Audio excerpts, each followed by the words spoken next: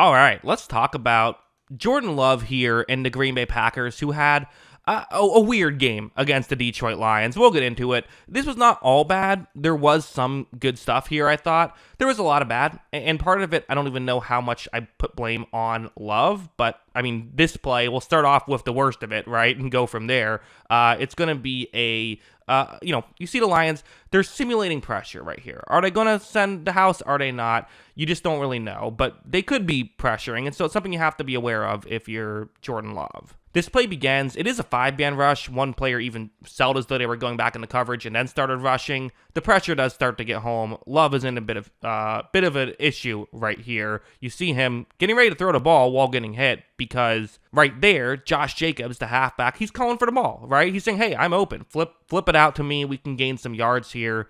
Is worth mentioning the game situation.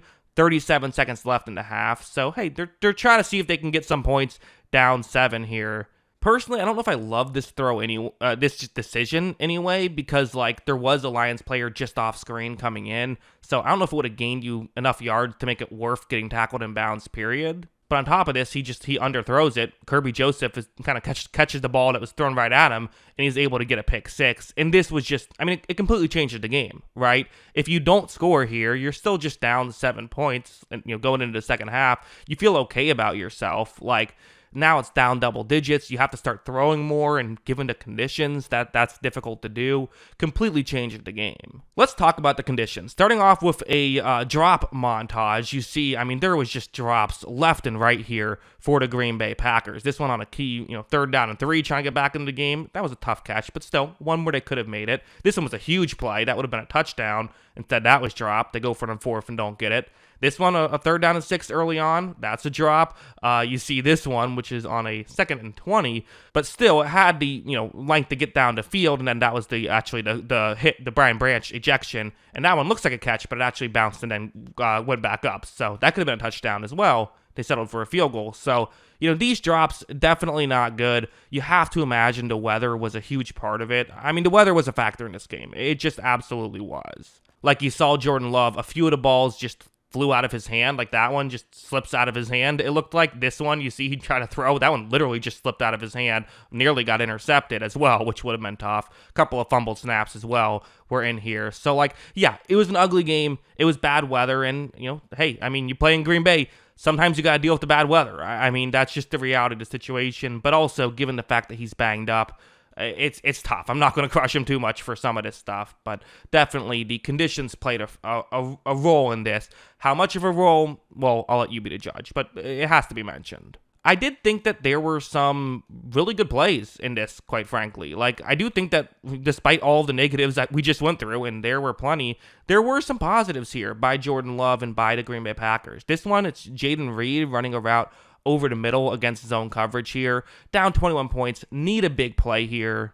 Love is going to take the snap. He looks down the field, and right here you see that the defender who's closest to Reed, is a bit far off and a bit closer towards the sideline, towards the top of the screen. So, Love feels pretty good about an option here.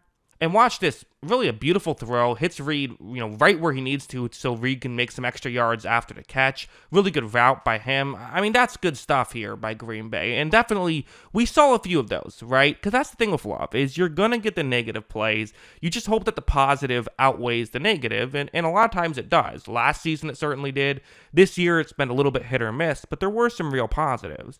This plays another one, and a key play in the game. I mean, this is you look at it, it's a 4th down and 5, and they're down 18 points. So 12 and a half minutes left. You got a chance. If you can get points on the board, make it a 2-score game with, still double-digit minutes left, like, that's certainly possible, but you need to convert here. If you don't convert here, it's essentially over. You have Jaden Reed in a one-on-one matchup on the outside right here. Love is going to take the snap. Again, it's not wide open, right? I mean, you look at it, it's not like Love sees this and says, oh yeah, this is just an easy throw to make. No, but he's going to give his receiver a chance, which you got to do sometimes on a 4th down and 5, right? You don't want to hold the ball forever, hoping something gets open and then just take a sack. At a certain point, you got to pull the trigger, even if it's not a great situation. And as you see, I mean, this is a really nicely thrown ball against, especially considering the circumstances. Looked like this wasn't a perfectly tight spiral. At least that's what it looked like for me. Maybe it was the camera or something. But still, nonetheless, I mean, gets it perfect accuracy, and that's what you need. Gives Reed a chance. Reed makes a great catch. Got to give him some credit as well. So yeah, really good stuff here. But also, stuff like this too, listen, we can sit here and say during that dropped passes montage or during the ball slipping out of his hands or during the fumbled snaps, no, that's just the weather. And I do think it's fair to say that's probably at least a part of it, right? For sure. But that's not all of it. There were plays when the Packers just were beating themselves in this game, I thought, as well. And of course, Lions played good defense. That all goes without saying. But still, there were plays like this. Christian Watson is running a deep shot towards the top of the screen on a 2nd down and 15. Again, they're down 18. This is a little bit before that 4th down conversion. Trying to make a play work. Watch as when Love takes the snap, he's going to look down the field, gets hit, but fires down the field. So he's, under pressure, still making this throw down the field. Christian Watson is wide open. This would be a huge play if they can get it. Like I said, get them back in the game if they can get a score here. But you see Christian Watson, he just stops a little early and then jumps and the ball goes past him. I mean, he's slowed down pretty significantly there. If he doesn't do that, that's a completion and a big one. Maybe he can even continue running after the catch and get a touchdown right there. Completely changes the dynamic of the game, and it's an unforced error, right? And that's what Green Bay has to get work out of their game, is just all of these unforced errors. Even with the weather, there's just too much. So yeah, I mean, these things are always difficult when you have one of these bad weather games of how much do you take into account?